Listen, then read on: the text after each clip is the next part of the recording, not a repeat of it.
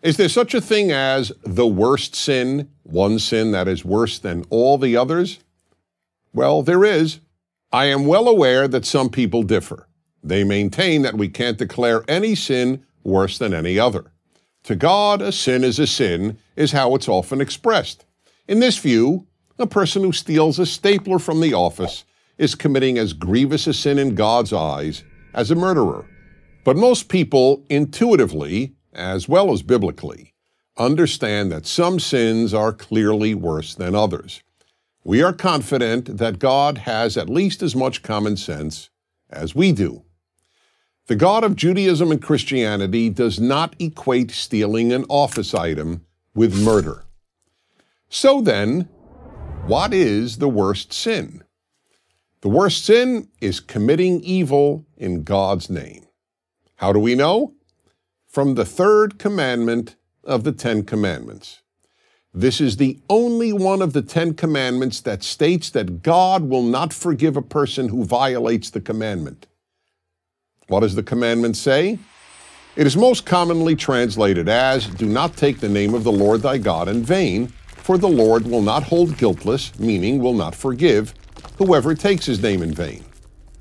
Most people understandably think that the commandment forbids saying God's name for no good reason.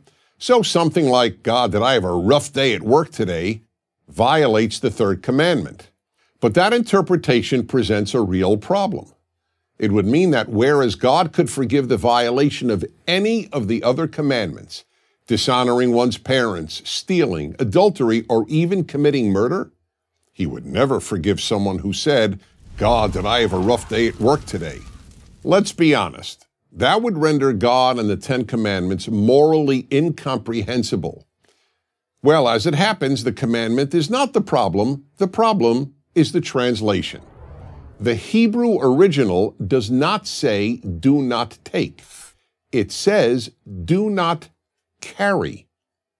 The Hebrew literally reads, "Do not carry the name of the Lord thy God in vain." One of the most widely used new translations of the Bible, the New International Version, or NIV, uses the word misuse rather than the word take.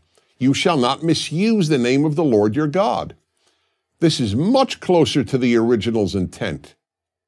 What does it mean to carry or to misuse God's name? It means committing evil in God's name, and that God will not forgive. Why not? When an irreligious person commits evil, it doesn't bring God and religion into disrepute. But when religious people commit evil, especially in God's name, they are not only committing evil, they are doing terrible damage to the name of God. In our time, there is an example of this. The evils committed by Islamists who torture, bomb, cut throats, and mass murder, all in the name of God, do terrible damage to the name of God. It is not coincidental that what is called the new atheism, the immense eruption of atheist activism, followed the 9/11 attacks on America by Islamist terrorists.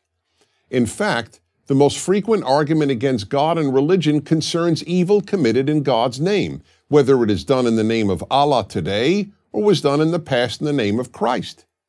People who murder in the name of God not only kill their victims, they kill God too. That's why the greatest sin is religious evil. That's what the third commandment is there to teach. Don't carry God's name in vain. If you do, God won't forgive you. I'm Dennis Prager.